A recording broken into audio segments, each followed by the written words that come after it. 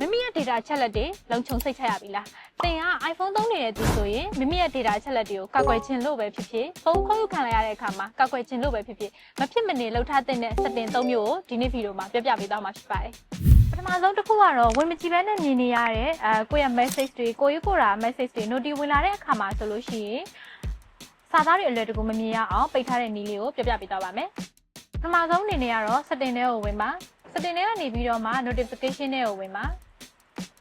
notification ရဲ့နေကနေပြီးတော့မှ show preview ကိုသွားပါအဲ့ဒီမှာ never ကိုရွေးထားပေးရပါမယ်အဲ့ဒါဆိုလို့ရှိရင်တော့စာသားတွေကိုမမြင်ရတော့ပါဘူး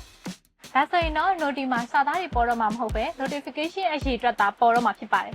ဒုတိယတစ်ခုကတော့ lock ချထားတဲ့အချိန်မှာအခြားသူကဖုန်းကိုအလွယ်တကူ airplane mode ဖွင့်တာတွေ network ကိုပိတ်ပစ်တာမျိုးတွေအလွယ်တကူမလုပ်နိုင်အောင်လို့ control center ကို lock screen မှာပိတ်ထားတာလည်းအရေးကြီးပါတယ်။နောက်နည်းလေးကတော့ပထမဆုံးအနေနဲ့ setting တွေကိုဝင်ပါပြီးသားပြီဆိုလို့ရှိရင် Face ID and passcode တွေကိုဝင်ပါ passcode ရိုက်ထည့်ပါ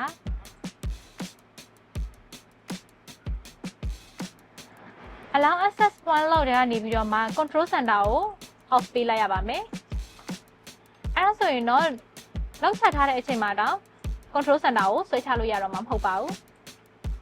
ဒါဆိုရင်တော့ဖုန်း lock ဖြစ်နေတဲ့အချိန်မှာဖုန်းရဲ့ cellular wifi network တွေကိုအလွယ်တကူပိတ်ပစ်လို့ရမှာမဟုတ်တော့ပါဘူးတရားမြောက်နောက်တစ်ခုကတော့ stolen device protection ကိုဖွင့်ထားဖို့ပါခေါ်ယူတဲ့သူက passcode ကိုတည်ထားတဲ့ဆိုရင်တော့မှအရေးကြီးတဲ့ setting တွေဥပမာ passcode ပြောင်းတာတွေ Apple ID ထွက်တာတွေလှုပ်ဆောင်ဖို့အတွက်သင်ရဲ့ Face ID နဲ့ Touch ID ကိုမဖြစ်မနေတောင်းခံမှာဖြစ်ပါတယ်passcode နဲ့ပဲလုပ်လို့မရတော့ပါဘူးလုပ်နည်းလေးကတော့ setting တွေကိုဝင်ပါ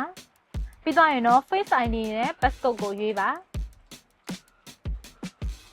ပြီးသွားရင်တော့ကိုယ့်ရဲ့ passcode ကိုရိုက်ထည့်ပေးပါ